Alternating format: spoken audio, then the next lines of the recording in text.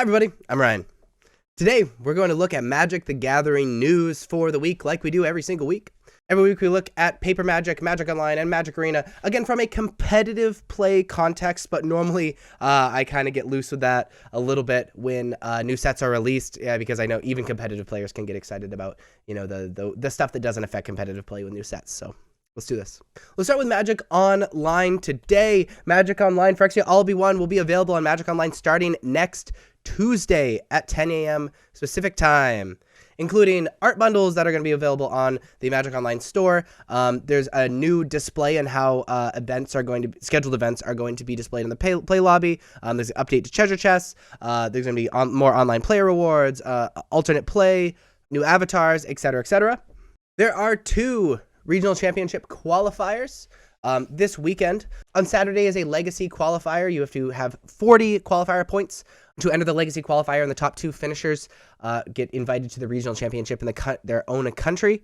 And then on Sunday is a modern super qualifier where you can enter with either 40 event tickets, 400 play points, or 40 qualifier points, and the top 4 qualify for the regional championship. And that's really all that's going on in Magic Online, so let's move on to Magic Arena. Neon Dynasty Premier Draft is going to be starting this week, which is ranked draft from January 31st to February 7th. So if you're very good at Neon Dynasty, it's kind of like a flashback draft, essentially. You can play it in ranked, which is pretty cool.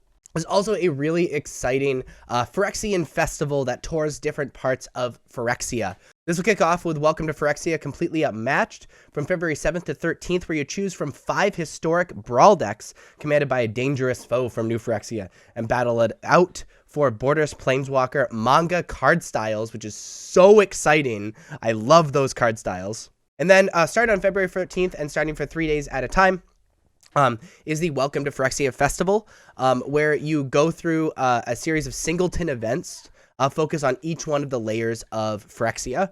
By competing in these events, you earn ichor card styles, where you can earn possible 5 total.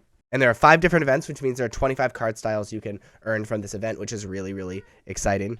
Talked about this before, but it's important to know when the qualifiers are, especially since this is a competitive channel. The February best of 1 qualifier play-in is February 18th, which will be Phyrexia All Be One Phantom Sealed. Best of 3 qualifier play-in is February 24th, again Phyrexia All Be One Phantom Sealed. And then the qualifier weekend is the day after the best of 3, which is February 25th to 26th, which is again Phantom Sealed. The next Arena Open, March 4th to 5th, which again is Phyrexia All Be One Sealed. Day 1 is March 4th, and then Day 2 is March 5th. The Arena Championship, which is invitation only, is March 18th to 19th, which is Phyrexia All Be One Draft and Historic, with the top 8 being Historic, which I'm really excited for. The card lists for the Jumpstart boosters for Phyrexia All Be One have been released as well, and the themes have been released. So the white Jumpstart, the theme is Might-E, like Mighty, like the Might cards. Blue is Progress. Black is Corruption, red is Rebellious, and green is Toxic. So if you're just getting into Magic, the Jumpstart boosters are an amazing place to start.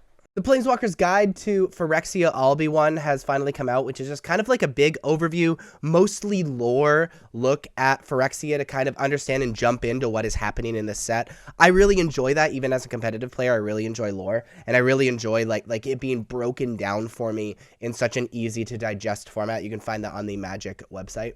It talks about Phyrexian, talks about Yawgmoth, Mirrodin, New Phyrexia, the invading the planes, the 9 spheres, Monumental Facade, Mirex, etc., a ton of stuff. So if you're interested in that, then check it out on the Magic website again.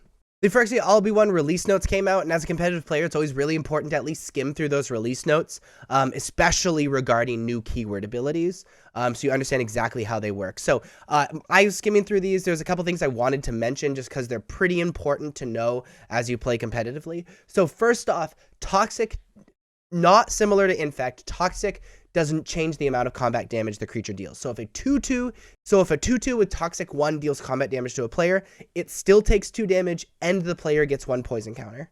So it isn't like Infect where it replaces the damage. And maybe the most exciting part about Toxic for me is multiple instances of toxic stack with each other. So if a creature has Toxic 2 already, and then another effect gives it Toxic 1, and then it deals combat damage to an opponent, it results in the opponent getting 3 poison counters. So it does not replace, it's not like double strike where double strike doesn't do anything. It stacks with each other, and that's pretty cool. And that's all I got for you with Magic news for this week. If you enjoy videos like this, if you want to see more weekly news and other competitive content, please be sure to like and subscribe. Check me out on social medias. Links are above me and in the description. Thank you so much for watching. I'll see you next time. Bye-bye.